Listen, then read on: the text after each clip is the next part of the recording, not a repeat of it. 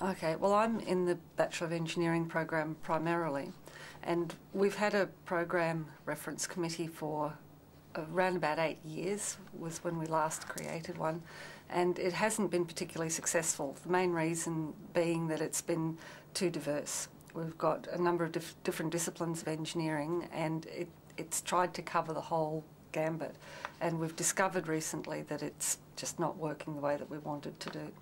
So what we've done is we've created a new one. They're actually just coming on board at the moment. We've just appointed the new chairs, so we're in that process at the moment of getting them started. But what we've been using in the last 15 years particularly has been our accreditation panels and our accreditation reviews.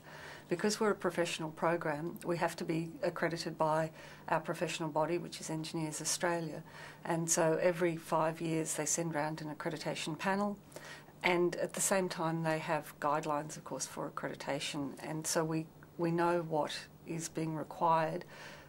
The panels are a mixture of industry people and academics, and so we're getting input on a review level of our programs at least every 5 years, and so we've been using them primarily because they've been our best source of information at this stage.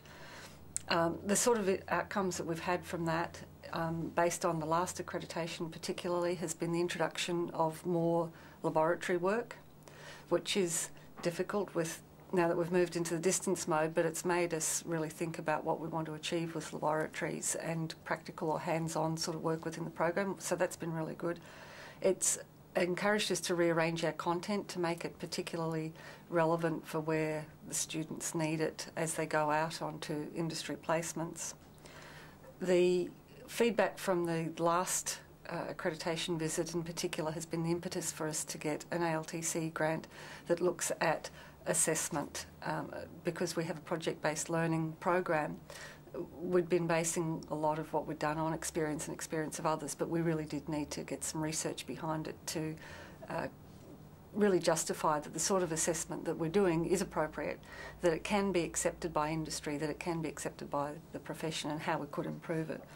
And it's also been the impetus for projects such as the benchmarking, the international benchmarking of things like our final year projects where we work with the University of Auckland. And so those are the main things that have come out that I've been involved with in any way in the last few years, and that's really what our review panels are about at the moment.